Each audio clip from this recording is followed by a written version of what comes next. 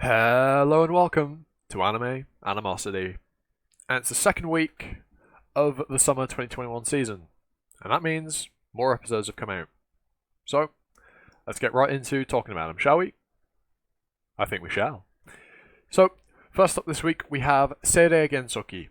And fucking Christ, that's one way to get isekai, ain't it? Pretty brutal. But we move on, you know. So we find out this guy promised to marry his childhood friend or something. Um, yeah, I mean that's something about the original guy. But then we find out that this other guy in this other world is actually the reincarnation of the guy that we saw get ass fucked by a train. Um, and by the looks of it, he's probably not the only one that's a reincarnation, which is what I get vibes of from the opening. But maybe I'm wrong. We'll find out. But yeah, this kid's got a pretty shit life. And he, obviously, because he's realized he's a reincarnation, he has issues with memories that he doesn't remember, things that he doesn't understand what they are because they're memories from his past life, such as the fuck's a train, etc., etc., etc. And that also introduces us to Ryo's motivation of wanting to. It was something for his mum, wasn't it? Yes. It's been a week since I watched this episode. It's been a while. But yeah, enough about what I was doing. So yeah, he's this is a very typical fantasy world with all your slums and shit. But yeah, then these girls turn up and ask the main character some information about whether he's seen this girl. Now, a few moments ago, before he went out to go wash himself, the people that he was living with brought in a bag, and at this point I immediately assumed that, well, in that bag will be this girl. I mean, come on, it set itself up perfectly. But yeah, and he has no idea. And so they do a search of the area, and it turns out that the main character is a huge magic reading. Yeah, so that's cool. And for quote-unquote helping with the search, he gets a bit of money, which ends up saving his life, because he gets stabbed, and instead of it going into his chest, the bag of coins takes the knife. So lucky him, I guess. And then this weird spirit chick thing kind of tells him that he can use magic and that he needs to if he wants to not die. And so he does, and then he beats this dude. And then the girl is in the bag. He then gets accused of kidnapping and tortured to try and force a confession of a crime he didn't commit out of him. But it's all good because one of the girls heals him, and also it gets proven that he didn't do anything bad. And then he meets the king. The episode's over, and yeah, that's the episode. I mean, it was not bad. I guess I didn't dislike it, so I'll look forward to watching it next week. It was an alright episode. So yeah, moving on to something not quite as good. Isekai Drugstore. Fuck me. I mean, first of all, I did really enjoy that they aren't making the Isekai thing a big deal. It's just, hey, look, he's from another world. Anyhow, so that was refreshing, I guess. But this, I didn't really enjoy this episode. It just felt really flat. Especially like the art, it just looked flat. It it was really kind of boring, which I did expect it to be. But I had a bit of hope that it would, keep my interest up. But nah, it didn't. It just lacked a bit of charm. And I watched the whole episode, but 9 minutes in, I felt like I'd been watching it for half an hour. So this is probably gonna be the first show I drop this season. But we'll find out after the next week if I drop it or not. So next up we have Tsukimichi, and to be fair, the opening song I liked it. It was pretty good, and it is very much just a generic isekai. Guy gets summoned to another world, but then if you know, I mean, you've probably read the synopsis or watched the first episode, so you know that things go a bit awry. It's cool that his parents are from another world. That was a bit unique, maybe somewhat. I don't know. It might be, but yeah. All of this episode wasn't too bad at all. I didn't dislike it. Obviously, the main character's OP. We knew it was going to be OP from the beginning because this is an isekai, and it's a very generic one. So of course, he's going to be OP. So yeah, but one thing with this episode is there were points where the audio was really fucking weird. Now I don't know if that was intentional or not, but it was just really fucking weird. So yeah, all in all, wasn't a bad episode. Enjoyed it. We'll watch the one next week. So let's move on to another show, and in this case, it'll be the second episode of Peach Boy Riverside. So we get introduced to the second Momotaro, or I have his name written down, Mikoto, and he seems like he really enjoys the fight more than anything, over just killing Oni, because he instead of just killing the fucking girl Oni, he waits for her to recover so he can have a more interesting fight. And Momotaro is obviously much stronger than she is, and so yeah, then they fight and they introduce Ki, which I assume will be the power system for the show, but it may or may not just be a side thing. I mean, it was interesting, I guess, with the fact that she could make a bunch of eyes and then using Ki, like switch places with them or something. It was cool, I guess, but yeah, we might have been given some insight into the power system of the show. And with both Momotaro, not just Mikoto, but also Sally, they're both strong enough to just tank an Oni's beam, which is fucking ridiculous given those obliterate cities. So yeah, then Mikoto destroys the horn and eye of the female Oni, turning her into a human, effectively, albeit she's not a real human, she just is effectively human. So yeah, then they're in the city, Sally wakes up after passing out, they run away with the female Oni because, well, she doesn't deserve to be executed in their eyes, and Hawthorne's chasing after him, and then BAM! The city's gone and Hawthorne's a lucky son of a bitch with plot armor and has dodged death twice. And by dodged death twice, I mean he's dodged a beam twice. So yeah, and that's where the second episode ends. I mean, I actually quite enjoyed this episode, probably more than the first one, so I'll look forward to watching episode 3 next week. So, moving on to another new show this week in Meikyuu Black Company. Now this one, I really enjoyed this one. So, the MC is a very proud NEET. He has done fuck all hard work in his life. He did some stock market shit or something like that and became rich, and that was it. And then he's monologuing about how much better than all the peons who work a million hours a day and overwork themselves to death.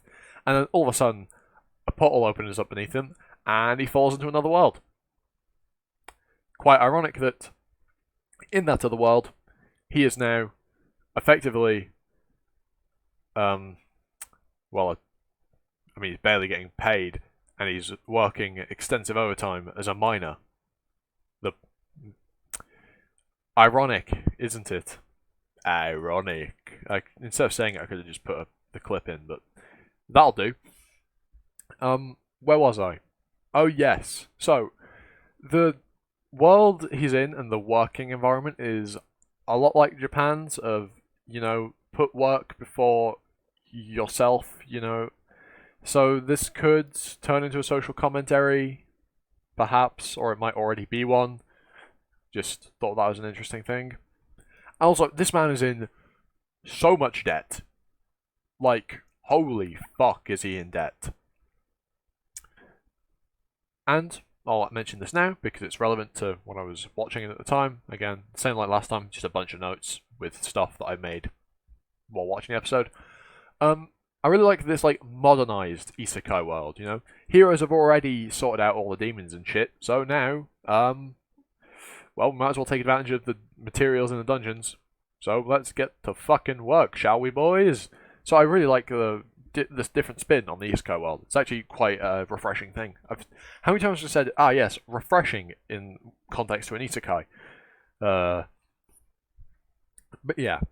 So we learn a lot about this company very quickly, and it is mainly just talky, but that's fine. for the most part. So the show's got alright world building for I mean, it's only the first episode. You can't expect a lot of world building, but what we have been given is interesting. And then we're introduced to Rim during an expedition. That she's the pink girl that we see in the fucking promo art for the show, and she's also like a big, like, dragon thing. And he makes a deal with her that turns on its head, because of course it does. And this episode was honestly a whole lot of fun. It was really a really good watch, and what I'm expecting from the series is that Kinji will try and almost definitely, unsuccessfully, at least for a while, try to climb the corporate ladder to get to the top of the company, or get out of the company. At least that's what I expect. And if it goes down that route, this will be, very interesting. If it doesn't, well, it'll still be interesting, because it's honestly been... The first episode was a whole lot of fun. I actually really enjoyed watching the first episode. So yeah. Good things all around for Meikyuu Black Company. And next up, we have the second episode of Vanitas no Carte. So, I'll probably say this every week, but this show looks really good. The visuals are stunning. Honestly, beautiful. And also, both my guesses last week were completely wrong. Instead of running, they are simply just caught. I know he isn't ill, he was just poisoned. But I still think that he will end up... Well, it's not being ill anymore, but they're now being referred to as being curse bearers. That might just be the subtitles.